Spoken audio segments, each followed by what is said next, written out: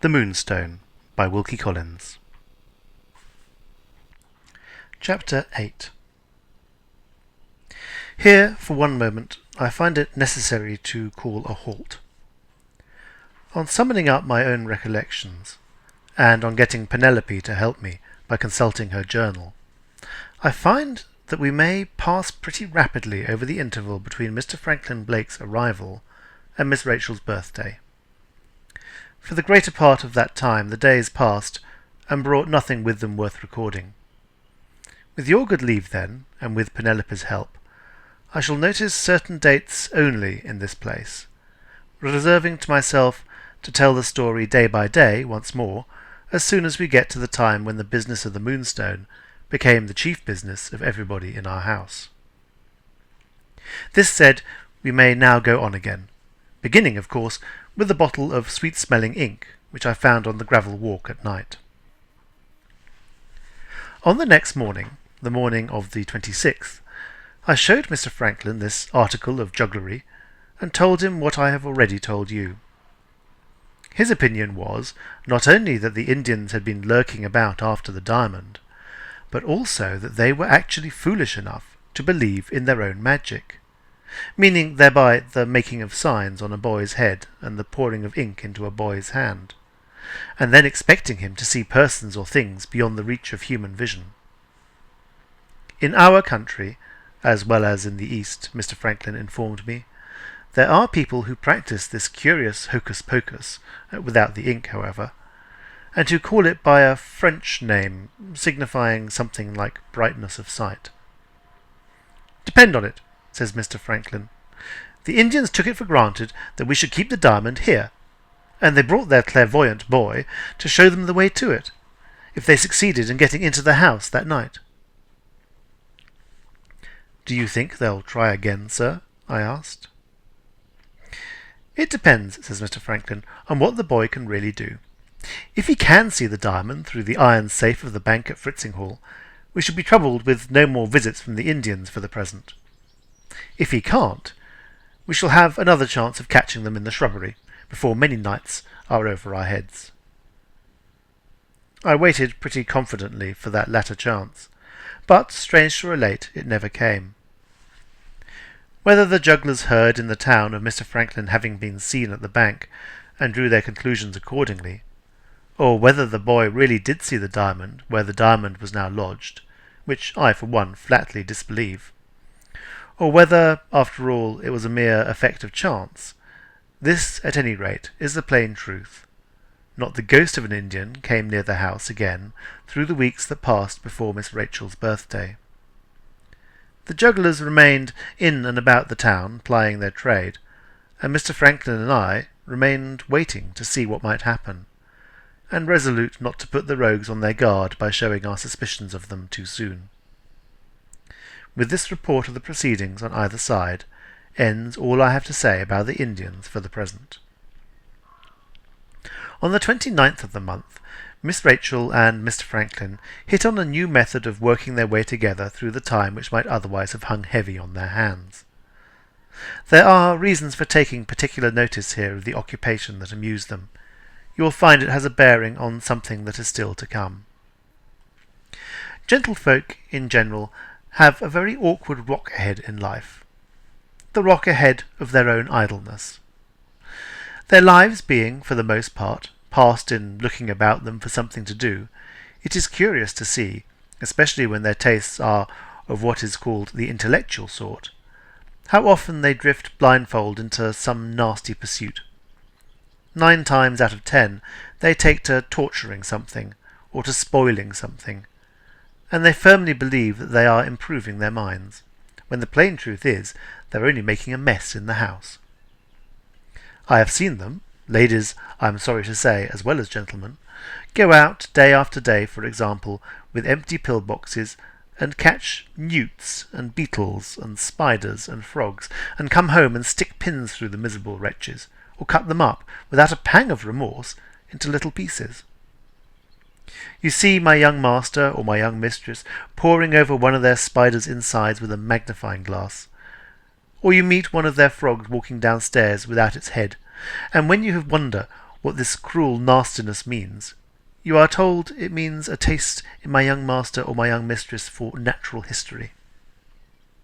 Sometimes, again, you see them occupied for hours together in spoiling a pretty flower with pointed instruments, out of a stupid curiosity to know what a flower is made of. Is its colour any prettier, or its scent any sweeter, when you do know? But there, the poor souls must get through the time, you see. They must get through the time. You dabbled in nasty mud and made pies when you were a child, and you dabble in nasty science and dissect spiders and spoil flowers when you grow up. In the one case and in the other, the secret of it is that you have got nothing to think of in your poor empty head, and nothing to do with your poor idle hands. And so it ends in your spoiling canvas with paints, and making a smell in the house, or in keeping tadpoles in a glass box full of dirty water, and turning everybody's stomach in the house, or in chipping off bits of stone here, there, and everywhere, and dropping grit into the victuals in the house, or in staining your fingers in the pursuit of photography, and doing justice without mercy on everyone's face in the house. It often falls heavily enough, no doubt, on people who are really obliged to get their living, to be forced to work for the clothes that cover them, the roof that shelters them, and the food that keeps them going. But compare the hardest day's work you ever did with the idleness that splits flowers and pokes its way into spiders' stomachs, and thank your stars that your head has got something it must think of, and your hands something that they must do. As for Mr. Franklin and Miss Rachel, they tortured nothing, I'm glad to say. They simply confined themselves to making a mess, and all they spoilt, to do them justice, was the panelling of a door. Mr. Franklin's universal genius, dabbling in everything, dabbled in what he called decorative painting. He had invented, he informed us, a new mixture to moisten paint with, which he described as a vehicle. What it was made of, I don't know. What it did, I can tell you in 2 words. It stank. Miss Rachel being wild to try her hand at the new process, Mr. Franklin sent to London for the materials, mixed them up with the accompaniment of a smell which made the very dogs sneeze when they came into the room, put an apron and bib over Miss Rachel's gown, and set her to work decorating her own little sitting-room, called, for want of English to name it in, her boudoir. They began with the inside of the door. Mr. Franklin scraped off all the nice varnish with pumice stone, and made what he described as a surface to work on. Miss Rachel then covered the surface, under his directions and with his help, with patterns and devices. Griffins, birds, flowers, cupids, and such like, copied from designs made by a famous Italian painter whose name escapes me. The one, I mean, who stocked the world with Virgin Marys and had a sweetheart at the baker's. Viewed as work, this decoration was slow to do and dirty to deal with. But our young lady and gentleman never seemed to tire of it. When they were not riding or seeing company or taking their meals or piping their songs, there they were with their heads together, as busy as bees, spoiling the door. Who was the poet who said that Satan finds some mischief still for idle hands to do? If he had occupied my place in the family, and had seen Miss Rachel with her brush and Mr. Franklin with his vehicle, he could have written nothing truer of either of them than that.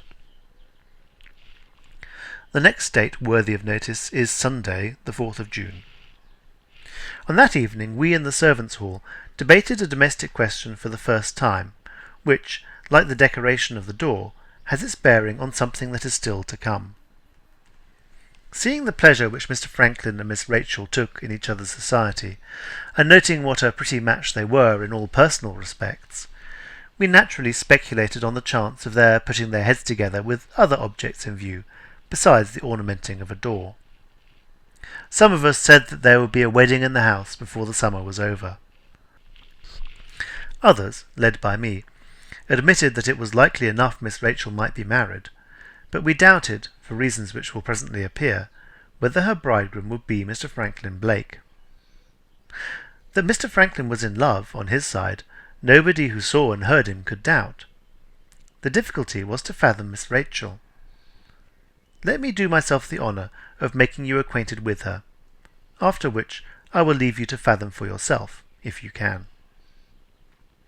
My young lady's 18th birthday was the birthday now coming, on the 21st of June.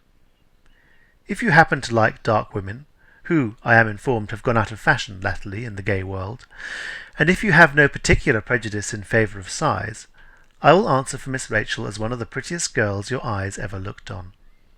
She was small and slim, but all in fine proportion from top to toe.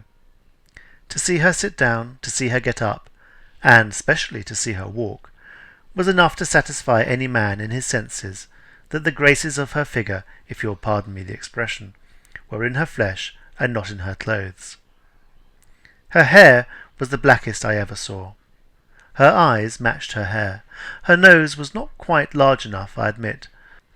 Her mouth and chin were, to quote Mr. Franklin, morsels for the gods, and her complexion, on the same undeniable authority, was as warm as the sun itself, with this great advantage over the sun, that it was always in nice order to look at. Add to the foregoing that she carried her head as upright as a dart in a dashing, spirited, thoroughbred way, that she had a clear voice, with a ring of the right metal in it, and a smile that began very prettily in her eyes before it got to her lips, and there behold the portrait of her, to the best of my painting, as large as life.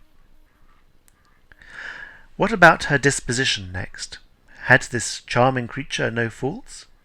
She had just as many faults as you have, ma'am, neither more nor less. To put it seriously, my dear pretty Miss Rachel, possessing a host of graces and attractions, had one defect, which strict impartiality compels me to acknowledge. She was unlike most other girls of her age in this, that she had ideas of her own, and was stiff-necked enough to set fashions themselves at defiance if the fashions didn't suit her views. In trifles, this independence of hers was all well enough, but in matters of importance it carried her, as my lady thought, and as I thought, too far. She judged for herself, as few women of twice her age judge in general. Never asked your advice, never told you beforehand what she was going to do, never came with secrets and confidences to anybody from her mother downwards. In little things, and in great, with people she loved, and people she hated, and she did both with equal heartiness, Miss Rachel always went on a way of her own, sufficient for herself in the joys and sorrows of her life. Over and over again I have heard my lady say, Rachel's best friend and Rachel's worst enemy are, one and the other, Rachel herself. Add one thing more to this, and I have done. With all her secrecy and her self-will, there was not so much as the shadow of anything false in her. I never remember her breaking her word. I never remember her saying no and meaning yes.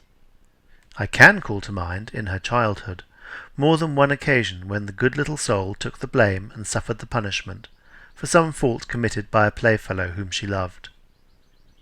Nobody ever knew her to confess to it when the thing was found out, and she was charged with it afterwards. But nobody ever knew her to lie about it either. She looked you straight in the face, and shook her saucy little head, and said plainly, I won't tell you. Punished again for this, she would own to being very sorry for saying won't, but, bread and water notwithstanding, she never told you. Self-willed, devilish self-willed sometimes, I grant, but the finest creature, nevertheless, that ever walked the ways of this lower world.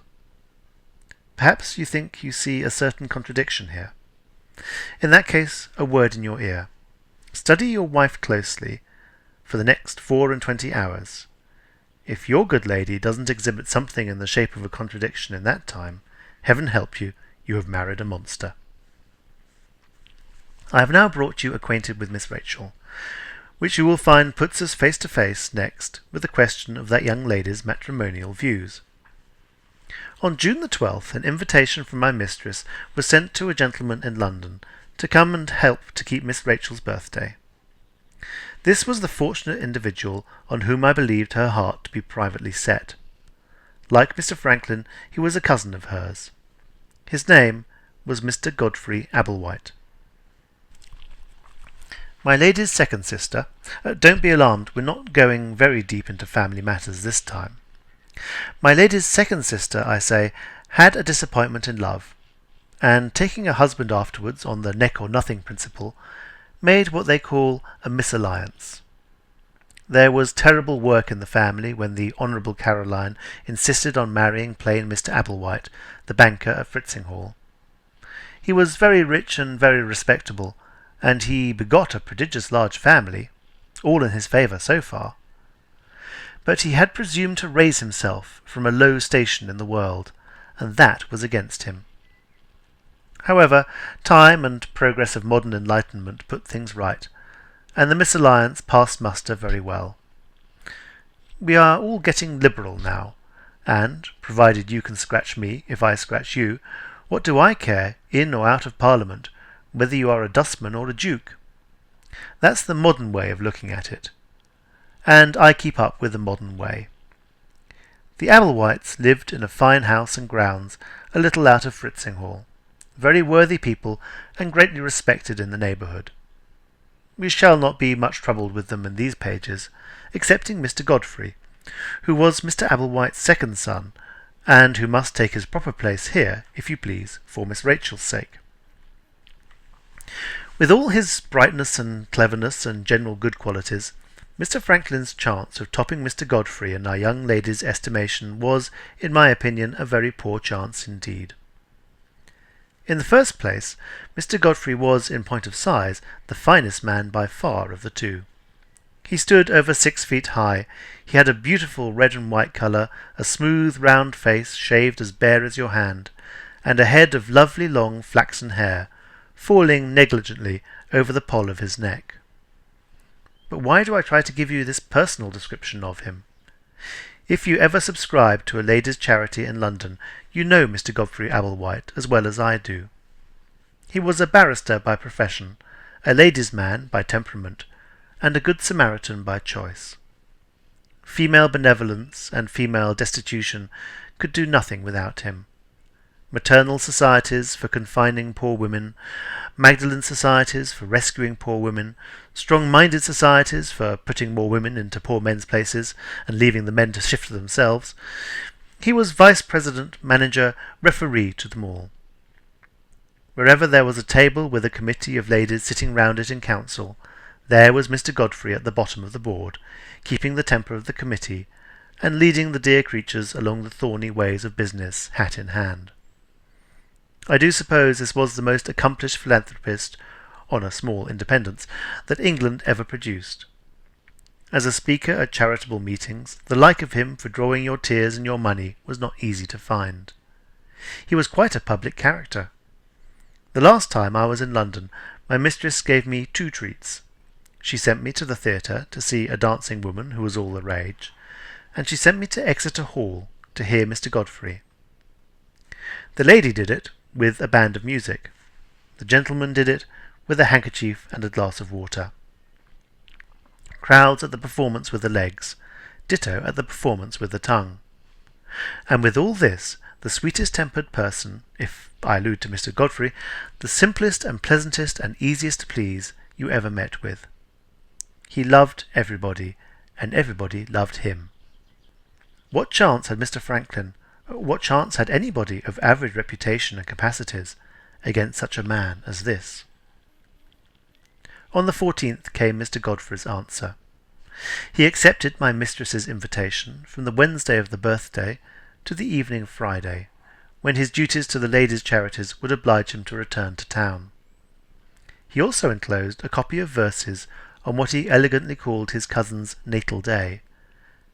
Miss Rachel, I was informed, joined Mr. Franklin in making fun of the verses at dinner, and Penelope, who was all on Mr. Franklin's side, asked me in great triumph what I thought of that.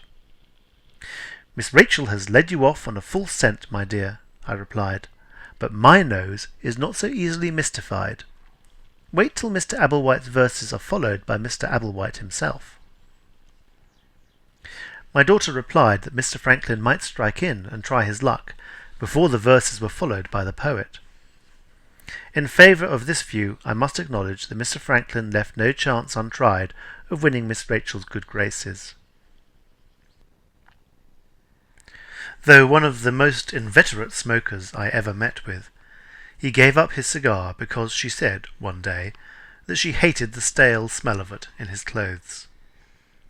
He slept so badly after this effort of self-denial, for want of the composing effect of the tobacco to which he was used, and came down morning after morning looking so haggard and worn that Miss Rachel herself begged him to take to his cigars again.